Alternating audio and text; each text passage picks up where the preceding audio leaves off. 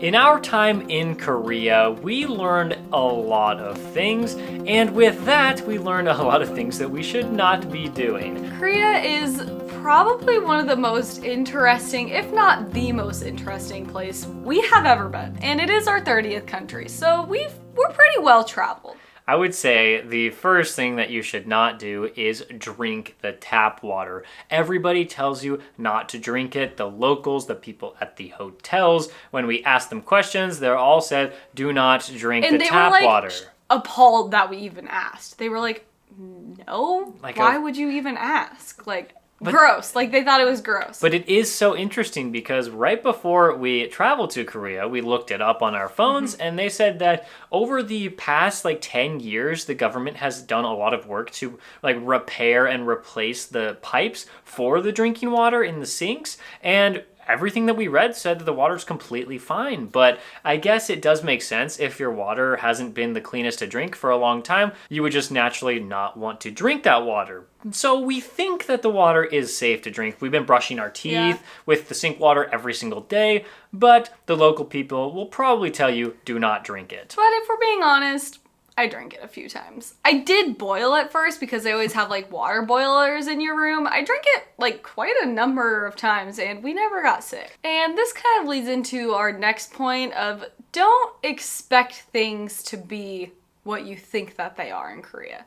We read online yes, you're gonna be able to drink this tap water, and then as soon as we get here, everyone tells us not to. We experienced a lot of things like this while we were in Korea. A restaurant says it closes at 10 p.m. It actually closes at 8 p.m. Well, and that just goes into the whole cultural understanding that we don't really know just because obviously we don't live in Korea.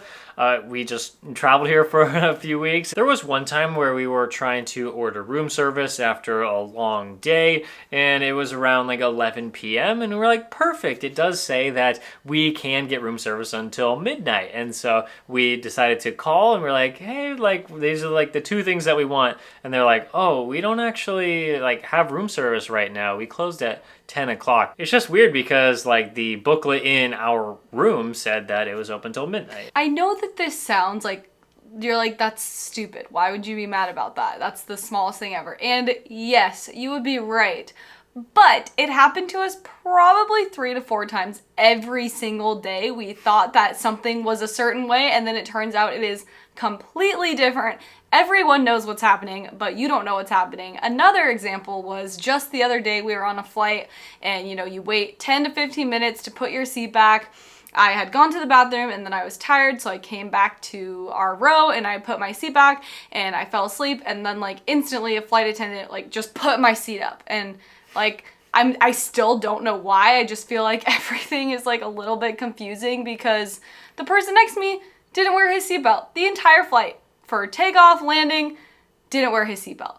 And it's just what is happening? It's all of these very little things that are just kind of little culture shocks to us. We're just I don't really know what's happening, but everybody else does. Yeah. And so it's just you just really have to go with the flow here in Korea and don't get too upset when things don't go your way. Something that was incredibly nice about Korea, and this leads into one of our points, is that the people were just so extremely nice and helpful.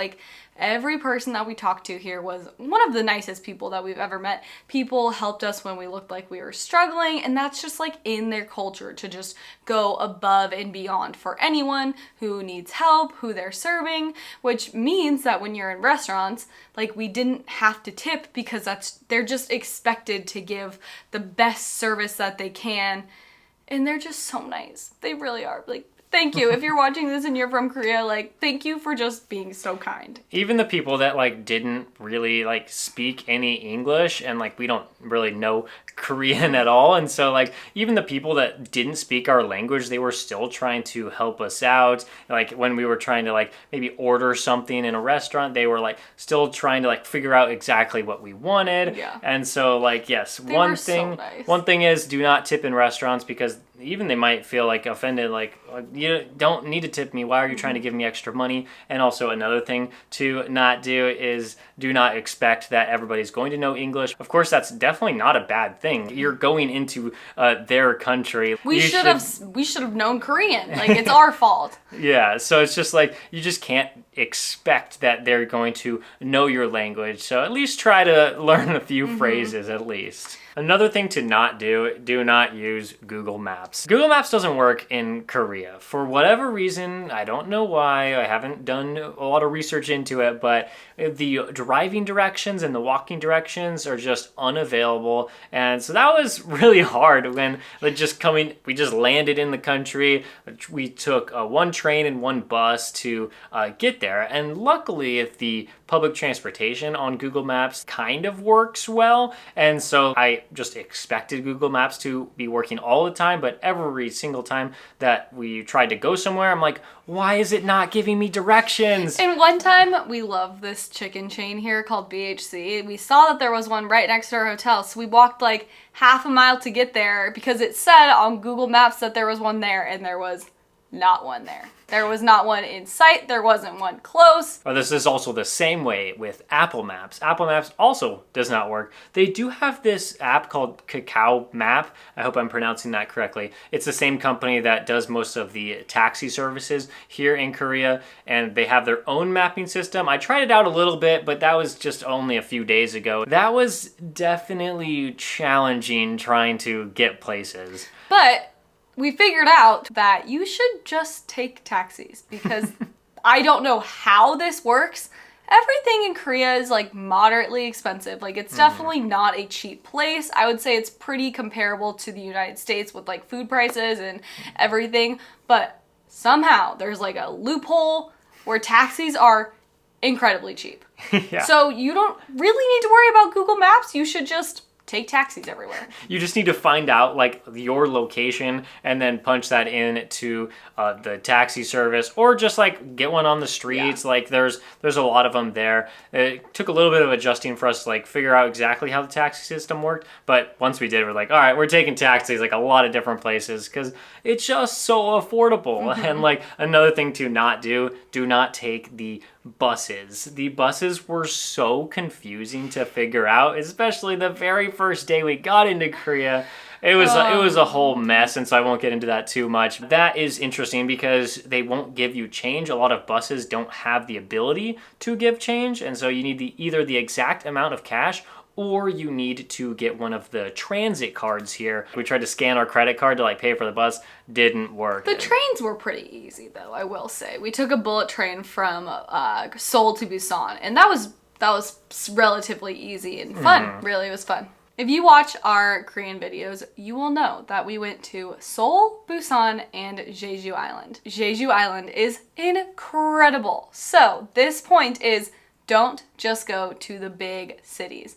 Like, get out in nature. It's like Korean nature is beautiful. Like, breathtakingly, amazingly gorgeous, and I think you would really be missing out on it if you didn't go to Jeju Island or try to find like another small little place to go to, because the things that we saw, it was amazing. Yeah, when we went from Seoul to Busan, just another point, like we just saw like trees just so bright green. We were like so happy to be there. But the only thing is that we went from Seoul, a huge city, to Busan, also another big city. And so we were just like, I don't know, like I don't think it's necessary to go to two huge cities. You can probably just go to one of the big cities and then just try to find some nature. Just because there's millions and millions of people in that city doesn't mean you have to go visit. You can just, the nature. Just go out and find something. We have a view of the ocean right now from our room, and we're just enjoying it so much, just being able to stare at the mountains that are coming out of the water. I've also heard that Jeonju is like incredible, and if we ever come back to Korea, we will definitely be going there because it's more of like a traditional side, which I think